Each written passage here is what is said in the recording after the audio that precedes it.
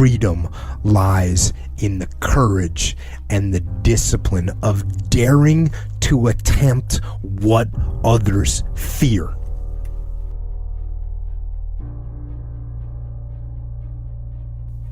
We are ultimately responsible for ourselves, for our own freedom. It is on us. And maybe that's the last thing we learn, is that we just don't talk the talk, just don't preach, but walk the walk and live the life. Live correctly and follow the rules that you set for yourself. And then you go and you live with the courage and the strength and the discipline so that you can truly free your mind. Be uncomfortable. Do something that sucks every day, because you're constantly trying to sharpen that sword, and the sword is your brain. Because to get to where you want to go, the amount of pain involved, I'm not saying physical, I'm not saying you got to break yourself off. The amount of mental pain of how many times you're going to have to do something that you don't want to do to get to where you want to go is going to be, there's going to be more times you do something that you don't want to do than you are going to want to do it. And that's your new norm. That's your new norm. So then it's like breathing. And then once you do this over and over and over again, it becomes like breathing. I don't want to live this lifestyle, but to get to the other side of this, I have to. So if you really want it, you realize what trying is and what trying is not. There is an ending to this world, and there is somewhere to go. There's a judgment. You're going to get there and you might see a chart, and that chart may tell you who you should have been. And now you get the rest of your life to think about that. Man, I could have lived a much better life if I just would have just suffered a little bit more. If I just would have went in that shit and realized I had so much more.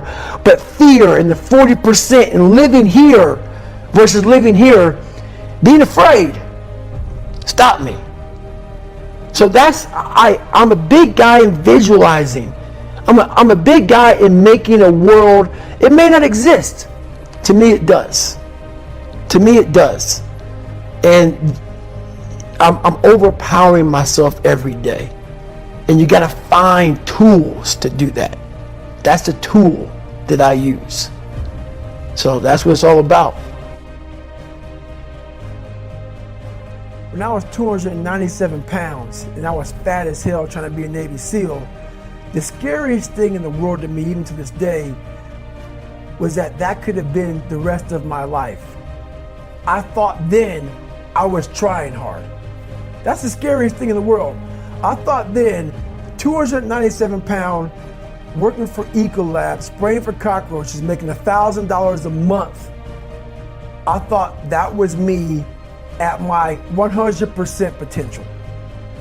Come to find out, a few years later, I wasn't anywhere near that. 106 pounds less, graduate Navy SEAL training, went on to do all these other things. Looking back on that, that was me trying hard. That's why people gotta understand what is in us. We have no idea until we start trying hard.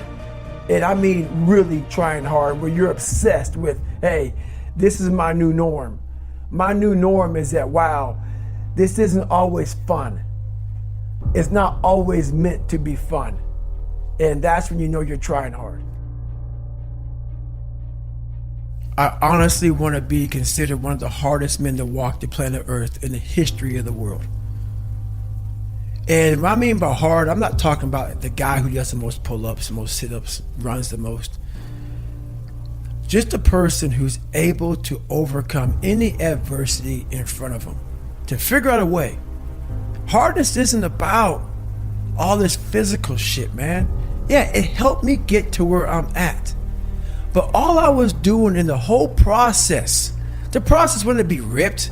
It wouldn't walk around with my shirt off. That wasn't it. I knew through the physical challenges, through the physical suffering, my mind was getting stronger. I was literally doing that for a reason. I had a weak mind. All the rest just happened to come with it. I was trying to strengthen the mind to handle all the judgment that's passed on me, perceived and not. Sometimes you make it up in your own head. You know, I just want to be able to handle all of that, everything, physical, mental. I want to be perceived as that, like an old school barbarian, an old school guy that's like, God, dog, man, nothing can hurt the guy, which is why the book is titled Can't Hurt Me. I want people to have that mantra in their life. Take that with you. Take it everywhere you go in life. And if you believe that and you work towards that, callous in your mind, strengthen yourself. Can't hurt me is strong. In any situation, like when I was in Buzz, they beat the shit out of you. I'd be the first one to get up and say, can't hurt me, motherfucker. And they were beating the hell out of me. But you say that enough to you, false motivation becomes real motivation after a while. This is a lifestyle. You can't temporarily dive into it, sprinkle it around, sample it out, and roll out. This is something, man, that you have to acquire as a part of your everyday grind. It's hard for me to respect people who are able to come into that world and leave. This is a lifestyle, man. And people wonder, why am I not achieving more? It's because all of us, once we achieve something, we celebrate for a long years. We wonder, why don't I have drive anymore? Where's it all at? If you don't develop a routine of suffering, and suffering is not like go out and kill yourself every day, it's being uncomfortable. That keeps you hungry every day. If you live in your victories for so long and say, I'm gonna go challenge myself for 30 days or for 2 weeks or run this one marathon, and it ends, I did one marathon. Okay, that's why it leaves you. It leaves you because you haven't set up the next obstacle. Obstacles is how you grow. You must continue to have friction. Friction is where growth is at. With no friction, there's no growth. No growth. Only those people who have been there a million times in their minds and have lived in that water and have suffered a million times and realize my legs may break, my knee may break, my bones will hurt, I will be the coldest I've been in my life, I will be miserable, and accept that. When you get in a horrible situation in life, your mind immediately says, get out of here. Everybody's does, even if you want to be there. But it starts to have all these different questions in your mind in that 1 second. And it says, okay, why are you here? Why are you doing this? Why this? Why that? And then you start to say to yourself, if you don't want to be there that bad, I have a beautiful wife at home, man. Why am I doing this? Like, this is stupid. This is going to get these guys injured. Like they're going to pay for this for the rest of their lives. I'm not going to break my body up to do this. Your mind starts to say, yeah, this is stupid. But if you are already knowing that this is going to happen to you, you have all the answers to these questions that your mind starts to give you when you're in suffer mode. And the only message I want to get across to people is, once you change one thing, your mindset, you can attack everything. And I find it fascinating. I'm fascinated because I'll be in these moments. I put these guys on some pedestal. And I was this guy who was a piece of shit looking at these, oh my God, how are you guys just amazing? But once I worked my way up there, I said, my God, man, we can all compete. Let's go.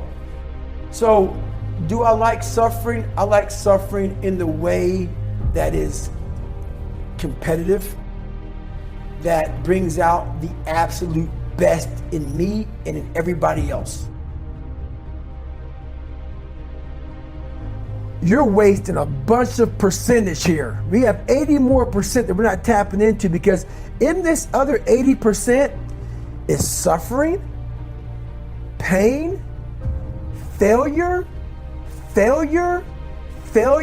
self-doubt, darkness, and then a whole bunch of light.